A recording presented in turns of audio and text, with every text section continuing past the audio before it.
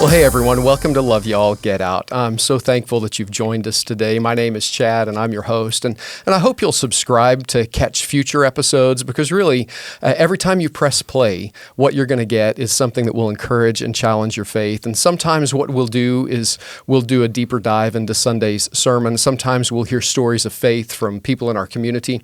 Sometimes we'll just talk church and the ideas and the decisions that we need to make in this community to really help us give strength to and gain strength from one another. So I'm thankful that you've joined us today. And today I have a special guest with me. This is my friend Jim Breese. Jim, thank you so much for being here today. I'm so glad that you could join us. Chad, it's a pleasure to be here. I always love being with you. I don't care where we are. It's always fun to be with you. Well, I love being with you. And one of the reasons I love being with you is because I can always give you a hard time about, I think every piece of clothing you wear has a hog on it somewhere. How did you become a Razorback fan? Well, I went to the University of Arkansas. And that'll correct you every time. Yes, that took care of it. And it's never gotten out of my blood yet. I've spent most of my life in California, but I still am a Razorback at heart, and never always will be. Are you originally from Arkansas, originally from Oklahoma? Where'd you come from? I was born in Hillcrest Hospital in Tulsa, Oklahoma, and spent my first year somewhere on Xanthus in Tulsa. I don't even know where that is, but that's where I lived my first year. And then my family moved to Siloam Springs, Arkansas, and that's where I grew up. And then, as I said, went on to the University of Arkansas, and from there... Learned how to call the Hogs. I learned how to call the Hogs and a few other things. In football that you cheer for the Razorbacks for about 2 games, and then the rest of the season you cheer for the SEC. Is that how that works? Well, you do that, and then you say, we're really a basketball school. Oh, well, there you go. And I think OU kind of has learned hey, let's cheer for the SEC. And last season, I'm hoping we're having a better season this year. It happens, And someday I'm going to get you to say boomer out loud and really mean it. I don't think that's ever going to happen, Chad. Okay. You did mention that you've lived a lot of your life in California. Where did you live in California? What took you there? I went there when I got out of school. I went to work for an oil company here in Tulsa, and I thought I would live my life out in Tulsa. But that oil company was purchased by one in Philadelphia, and 4 or 5 years later, I decided I didn't want to move to Philadelphia.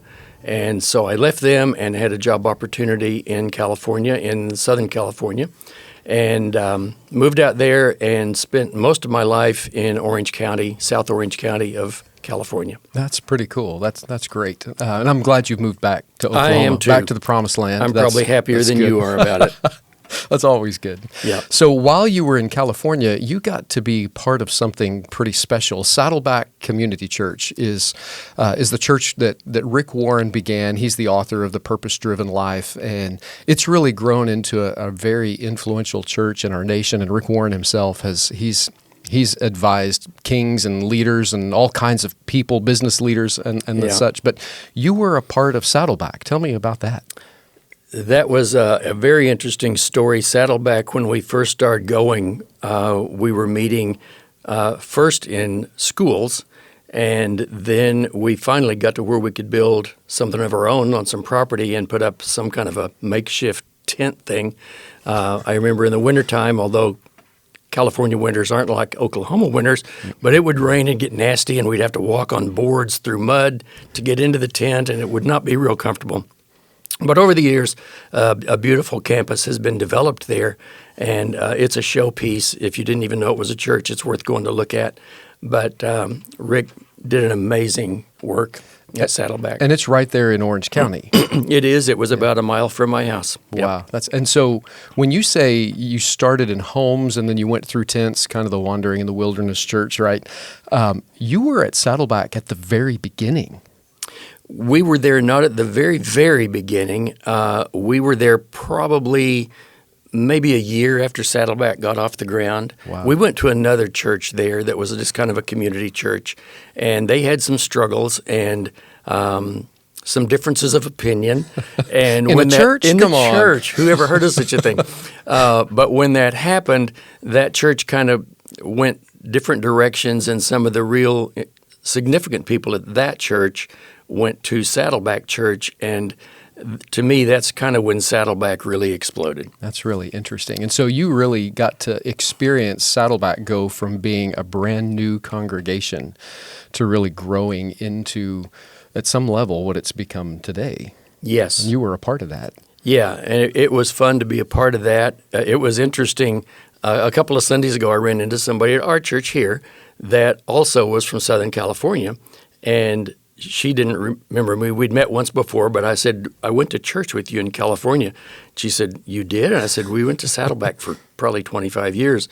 And I said, but we came in one door, you came in a different door, and if you didn't come in the same door at the same service, you went to church with a lot of people you never really saw. Didn't know they were there. Wow, that's amazing. Yeah. And that's one of the things that's just true about any church is that there's just opportunities we have to attend church together and not always see each other, but we're constantly praying for and supporting one another and really trying to live out the same mission together, whatever service we attend, whatever small group we're in. Absolutely. What's one of your most significant memories about your time at Saddleback and in California? What's something special you remember? My gosh, there are a number of them. One of the things that impressed me the most right off about Rick Warren when we first started going there, we came out of church one day, and at that time we were meeting in the Trabuco High School gymnasium. And we came out of there one day, and Rick was outside waiting, and he was greeting people, and he said, hi, I'm Rick, and I said, I'm Jim, this is my wife Kathy, and we went on. And the next Sunday we came out, and when we walked out, he said, hi, Jim, hi, Kathy. And there were probably 300 or 400 people there that day. Wow. He had a memory for people's names that was just phenomenal. But one of the more fun things that I was able to do there was be in the Saddleback Choir. And it was an experience that I'll never forget. It was really amazing. Would you be willing to sing something for us? Not right now. Okay. I think I'm thankful for that. I bet you are. I appreciate that. That's really good.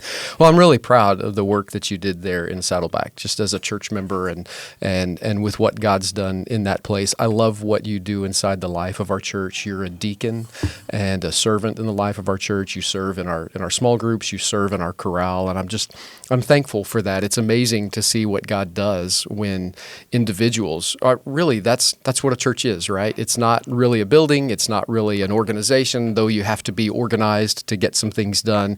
It's really people. It's the people of God called to one another, called to serve God in this community and this generation, and really just using who they are and what they have to help bring glory to God, bring people to Jesus, and help raise them up in that. So thank you. Absolutely. Thanks for doing that. That's really awesome. It's fun. One of the priorities for our church, we think of it as a core value that we want to be a multi-generational church. We want to be a congregation that equips people of all ages to serve one another. When it comes time to worship, we want to worship the God we love with the people we love, and every stage of life. When I say generations, I don't necessarily mean boomer, millennial, Gen Alpha. I don't necessarily mean that. It's really that we all go through different stages of life, and each stage of life has its own challenges, and each stage of life has its own strengths. And every generation has something they can contribute, but they also have something that they need that it would be a helpful way for us to interact with one another. And in the next few weeks, we're going to be doing a series called Influencers, and the idea that we can practice intentional influence with one another. And I just believe, and always have, that something powerful happens when the wisdom of the mature and the experienced comes together with the passion and the vision of the young. You can go a long way with wisdom and experience, and you can go a long way with passion and vision. But when you put those two things together, I think there's something really miraculous that happens. And so I want to foster that, not just in the life of our church, but in the life of our community. What are some things you've seen just in your life over time, ways that people who are not in your generation, whether when you were younger, looking up to people who are older, or whether as you've matured and you're looking now at people in other generations, other stages of life, what are some things that you've seen that have just been encouraging to you? Oh, gosh, Chad. There's so many. I think the most encouraging thing for me is people just getting involved. And so often we think, well, there's nothing I can bring to the table. I don't have a specific talent that I can bring. And And you mentioned a minute ago, would I sing you a song from Saddleback? I would not. I'm not going to sing you a song by myself, but I love singing with other people. And we can all do that. We can all bring something to the table, but it just means getting up and doing it. So often we feel like, well, somebody else will take care of that. Mm-hmm. And that's such an easy mindset to get into that we need to instead think, how can I help? Yeah. And that's kind of the way I look at things. That's really good. And I'll confess, I've heard you sing. You've got a great voice. And with or without a choir, you'll do just fine. I appreciate that. I think that's really good. And that really is good. No matter what age or stage of life you're in, you do have something that you can contribute to your community. And really, that goes beyond our church. I think serving in the church really matters and is really important, but you've got a community of people and a community of believers around you in the place where you live, in your neighborhood, in your city. And it's amazing what a difference is made when people just show up, not with the intention of taking from one another, but with the intention of giving to one another. And so whether we're talking about the church or our community, that's really, really good. I love that. So with the generation you're in now, and the people that you're surrounded with who kind of walk alongside you, whether it's in your small group here at church or out in the community or just your friends and family, what do you think for people who are in your stage of life, what do you think is the greatest thing they have to offer everyone else in every other stage of life? Well, that's a big question. The obvious answer is wisdom. We learn so much more by living than we do by reading. Yeah. And I think that's something that we lose some of. If we had more of an interface with the younger part of the church, and if we would listen to one another, that's the harder part. We could all learn from each other, and I'm not saying my generation can teach them stuff necessarily. We can, but they can teach us stuff as well. Yeah. If you want to know something about a cell phone, you don't ask somebody my age. You ask my grandson, who's 16. Yeah. It's just a different world that we live in than we grew up in. Yeah. And we can share things, but we can learn things as well still. I sometimes have to remind my kids whenever I'm doing something with technology and they're like, Dad, we don't do that anymore. Or sometimes it's with language. It's like with words like drippy or riz, where they're speaking their language and I'll drop one of their words and they'll just cringe and make fun of me. I like to remind them, you may know these things, but I taught you how to use a spoon. And so yes. You're not really as big as you think you are. So you're right. It's good to listen to each other. It's fun to tease each other. But there really are some things that each generation can just give generously to one another. And the experience and the wisdom of people who have been there. There's such gravity in that. There's such value in that. Yeah. And it would be a shame to lose the wisdom of that experience. It would be a shame to miss that just because we weren't hanging out together or we just weren't paying attention to one another. Or for some reason, with every generation, there's some strengths and weaknesses, and each one of them has a kind of arrogance sometimes about who they are. I can tell you with certainty that the music of the 80s is just better than all the others. That's one area we're not going to get into, Chad. Yeah, and it's funny because when I say that to my kids, they just shake their head and laugh, just like you did. Right. So here we are with that kind of conversation. But one of the things you said just now really intrigues me. If we would just take some time to be together, and there is something about our world today that really makes it easy for us to gather together with people who are just like us. They're in the same stage of life as us. They think the way we think. They do the things we do. And there's nothing really inherently wrong with that. But there's such a privilege and such an influence when we take time to intentionally and deliberately come together with people who are different than we are, whether it's about age or stage or whether it's about interests, to just listen and learn from one another. I appreciate that. I was thinking this morning, Chad, I wanted to mention to you two things that I think are pretty interesting considering my age, your kid's age, my grandkid's age. Mm-hmm. When I was the age of my grandson, maybe a few years younger than that, we had a phone that hung on the wall in the dining room of our house, one phone for the house. And if I wanted to call my friend, which I did frequently, I would pick up the phone and a lady would answer and I would say, Mrs. Massey, will you connect me to Gordon? and she knew exactly who I was because she lived across the street from me. And that is so different. We finally got phones in Siloam Springs that had a rotary thing on them, but we still only had to dial 5 numbers. But I think that is such a significant change from what the kids of today deal with. Yeah. They're looking at the latest update. And if you don't have the latest update to your phone, you're nobody. Yeah. The other thing that I think is really interesting is that when I grew up in church, we sang out of a book.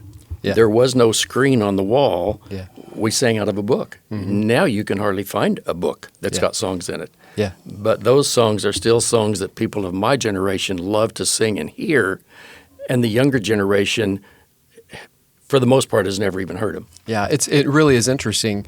In the Psalms, David talks about how God writes a new song, and new songs are great. I love them. I want us to be a people who sing the best of the old songs with the best of the new songs, Absolutely. because there's, again, so much to be learned in all of that. And the books still exist. Even our worship team, the books, they use them. It's just on an iPad instead of actually a piece of paper that you flip through. Yeah, you can't open it and hold it. Yeah, I remember in my generation, the Baptist hymnal, we both sang out of it, and we used it to level the projector as projectors came into play. Yes, That was just multi-purpose. Kind of multi-purpose. Yes. It had lots of uses, which Yes. is really good. So in your stage of life, every stage of life has things they can contribute, but there's also unique needs in every stage of life. If you were to look at people in other generations and say, here's something I wish you knew about us that just would be helpful. If you just knew this and could help us with this, that'd be really helpful. That'd be encouraging.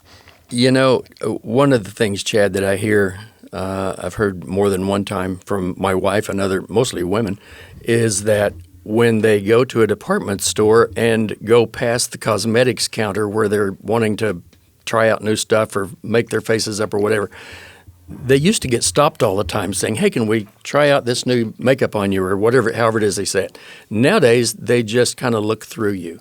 Oh, You're too old. We can't fix that. We're not interested in even trying to fix that. I'm not going to tell Kathy you said I can't fix that. You better that. not. But I think frequently people of my generation kind of feel like we're looked through or looked over as you're not terribly significant anymore.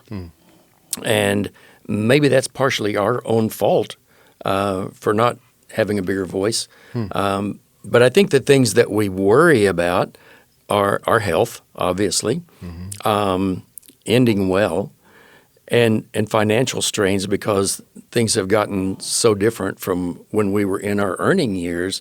Yeah. Things cost so much more. Social Security can't keep up with that. Yeah. And a lot of people of my generation struggle month to month to month, and you'd never know it because they're still driving that nice car that they bought 20 years ago. It still looks good because that's another thing about my generation. We try to take care of them. But I think those things, health, finances, and just staying true to the course. Yeah. That's really good. And one of the things I notice when I have this same conversation with people in every generation, it's interesting because they don't all say it exactly the same way, but the topics are frequently the same. I wish people would just see what my generation is capable of, and I wish they would see some of the things that would be helpful and just the needs that my generation has. I've teased Londa that now I'm too old to be cool and I'm too young to be wise, and I'm just stuck in the middle with you, right? And so I'm not sure I've ever not felt that way. Whether I was a lot younger or as I get a lot older, the way the jokes roll are different, right? But I think that's interesting. Just the idea that in your generation, you would love for people to just see the potential that's there and to see the opportunity and the need that's there. I think that's true for every generation. I don't think we talk to each other well enough about those things. No, we don't. And I think part of that is there's really not a format for it. Yeah. We go to church in one room and the kids go to church in another room. Yeah. When I grew up, we all went to church in the same room and we sang the same songs and we heard the same sermon or slept through it a lot of times, I'm sorry to say. But I think that's missing from a lot of churches as well. We segregate ourselves from the different age groups purposely because we think we're doing them a favor. Yeah. But I think in some instances we're not really. We need to have some time period where we all get together and we can all share. Yeah. And I'm not sure that that's really just a church problem. I see, school it's natural for all the kids to go to school, and it's natural for all the adults to go to work. And then you get to enter that retirement stage where you're not doing you're still doing work. You're just not doing the work that you've always done. You're doing a different kind of work. But it really does, not just in our church, but in our community, it puts us, again, right back around all the people who are kind of in the same stage of life as us. And so that thing that you said a minute ago, if we would, with or without a program, with or without an excuse, if we would be the people who would be intentional about seeking out relationships with people who are in a different stage of life than us. Maybe for a younger person, that's about seeking someone that you admire and think, you've had some experiences that I've never had. Can I just talk to you about life, about things? It may be, if you're older, for you to pursue someone who's younger and say, hey, you know what, I see a lot of potential in you, and I would love to talk to you about that. Maybe we could do that. Being intentional in that is so critical, and you really don't need an outside organization to make that happen for you. You can do that anytime. You could schedule lunch or breakfast or coffee with a friend who's in your community. You could take time to just meet together or to be together. And then inside our programmed moments, like what happens in our community or what happens in our church, we really can, as an organization, encourage that more. Yeah. And so I want you to know that you have been one of those people to me. And I'm thankful for that. We're not in the same generation, and I admire who you are and the way you've lived your life, and we always get to tease each other a little bit. Yes, we do. And we joke a little bit, but I always walk away from our conversations encouraged and challenged and seen, and I love that. So thank you so much for that. Chad, I can really say grateful. The same thing. Obviously, I met you here at church, but I've been able to interact with you other places as well, and I'm always amazed at your intellect, at your ability to be charming. When you're really wanting to not be charming, you can say things in a charming way and get the point across. I just really enjoy spending time with you. I think that might be the first time I've ever been called charming, but I'm grateful for that. Good. I think that's awesome. That's awesome. Thanks so much.